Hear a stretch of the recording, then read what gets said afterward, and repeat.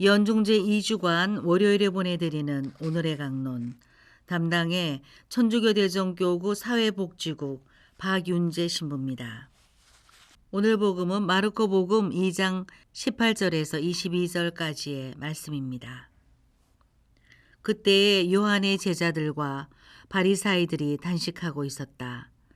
사람들이 예수님께 와서 요한의 제자들과 바리사이의 제자들은 단식하는데 선생님의 제자들은 어찌하여 단식하지 않습니까? 하고 물었다. 예수님께서 그들에게 이르셨다. 혼인잔치 손님들이 신랑과 함께 있는 동안에 단식을 할 수 없지 않으냐. 신랑과 함께 있는 동안에는 단식할 수 없다. 그러나 그들이 신랑을 빼앗길 날이 올 것이다. 그때에는 그들도 단식할 것이다. 아무도 새 천 조각을 헌옷에 대고 깁지 않는다. 그렇게 하면 헌옷에 기워된 새 헝겊에 그 옷이 당겨 더 심하게 찢어진다.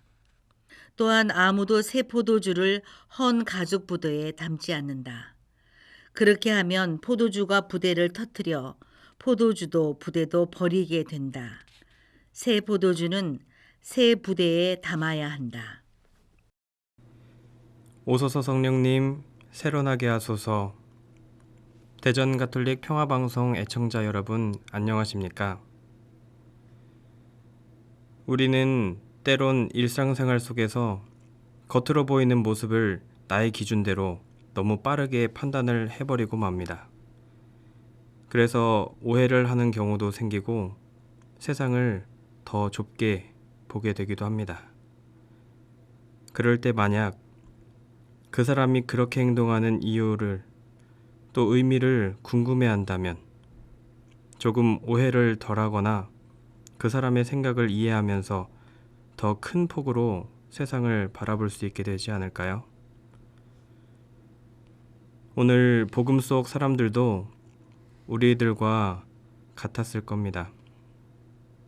그들은 단식하는 것을 기준으로 보고 이야기를 합니다.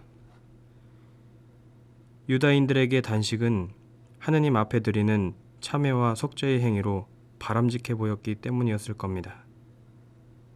하지만 그렇게 사람들이 받아들이는 턱에 같은 일을 하는 데에도 때때로 그 의도가 다르게 의무를 지키거나 보이기 위해서 그것을 하기도 했습니다.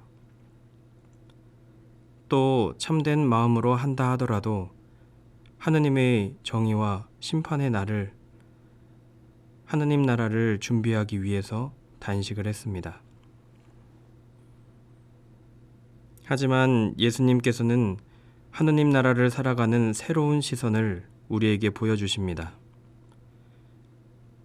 오늘 복음 속 사람들 눈에는 단식하는 사람과 단식하지 않는 사람으로 보였겠지만 예수님께서는 당신의 제자들이 신랑인 당신과 혼인잔치 중이라고 바라보고 계십니다.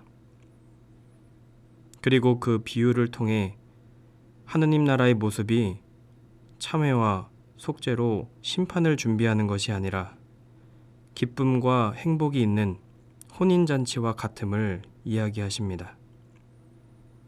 그래서 당신과 함께 지내는 일이 무거움이 아니라 기쁨이라는 복음을 우리에게 전해주십니다.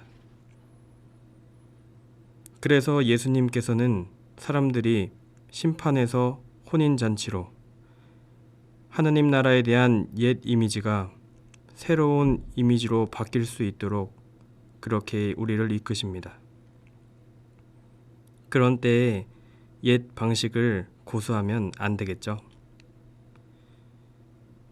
예수님의 제자들이 단식을 하도록 이끄시지 않은 이유 안에는 이런 예수님의 가르침이 담겨 있을 겁니다.